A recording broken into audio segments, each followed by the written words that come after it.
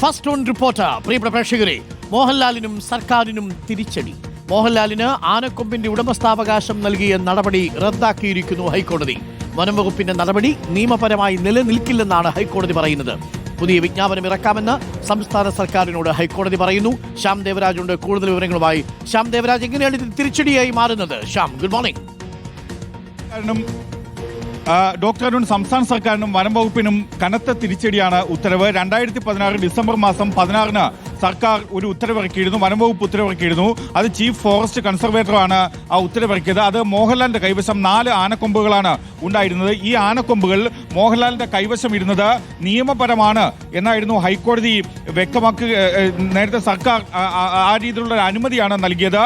ഈ ഉത്തരവ് തുടക്കം മുതൽ നിലനിൽക്കുന്നതല്ല എന്നാണ് ഹൈക്കോടതി കണ്ടെത്തിയിരിക്കുന്നത്. ഹൈക്കോടതി ഡിവിഷൻ ബെഞ്ചാണ് ഇത് സംബന്ധിച്ച ഉത്തരവ്, നിർണായകമായ മോഹൻലാലിനും സർക്കാരിനും തിരിച്ചടിയാകുന്ന ഉത്തരവ് പുറപ്പെടുവിക്കുകയും ചെയ്തത്. ഈ ഉത്തരവ് നിയമപരമായി നിലനിൽക്കുന്നതല്ല എന്നാണ് ഹൈക്കോടതി കണ്ടെത്തുന്നത്. ഒപ്പം സംസ്ഥാന സർക്കാരിന് പക്ഷേ മോഹൻലാലിന് ഇത്തരമൊരു അനുമതി നൽകുന്നതിൽ പുതിയ വിജ്ഞാപനം ഇറക്കാം എന്ന കാര്യവും കൂടി ഹൈക്കോടതി വ്യക്തമാക്കുകയും ചെയ്യുന്നുണ്ട്. അത് നടപടിക്രമങ്ങൾ പാലിച്ചാണ് അത്തരമൊരു തീരുമാനമെടുക്കേണ്ടത്.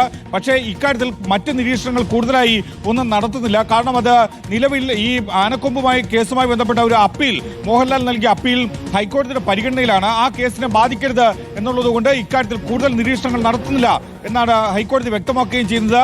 ഡിവിഷൻ ബെഞ്ചാണ് ഇക്കാര്യത്തിൽ വിധി പറഞ്ഞത്. ഉദ്യോഗമണ്ഡൽ സ്വദേശിയാണ്, എറണാകുളം ഉദ്യോഗമണ്ഡൽ സ്വദേശിയാണ് ഈ ഉത്തരവ് റദ്ദാക്കണമെന്നാവശ്യപ്പെട്ട് ഹൈക്കോടതിയെ സമീപിച്ചത്. ആ അപ്പീലിലാണ് ഹൈക്കോടതി ഡിവിഷൻ ബെഞ്ചിന്റെ നടപടി. Okay, thank you. ഉടമസ്ഥാവകാശം നൽകിയ നടപടി ഇപ്പോൾ റദ്ദാക്കിയിരിക്കുകയാണ് ഹൈക്കോടതി. First on reporter. പ്രിയപ്പെട്ട പ്രേക്ഷകരെ, വളരെ പ്രധാനപ്പെട്ട വാർത്തകൾക്കായി നമ്മൾ കാതോർത്തിരിക്കുകയാണ്. PMCയിൽ എന്താണ് CPI സെക്രട്ടേറിയറ്റ് എടുക്കുന്ന തീരുമാനം? മന്ത്രിസഭാ യോഗത്തിൽ നിന്ന് വിട്ടുനിൽക്കുന്നതടക്കമുള്ള കടുത്ത പ്രതിഷേധങ്ങളിലേക്ക് പോകുമോ? തുറന്നുള്ള പ്രതികരണം ഉണ്ടാകുമോ? കാത്തിരിക്കുക.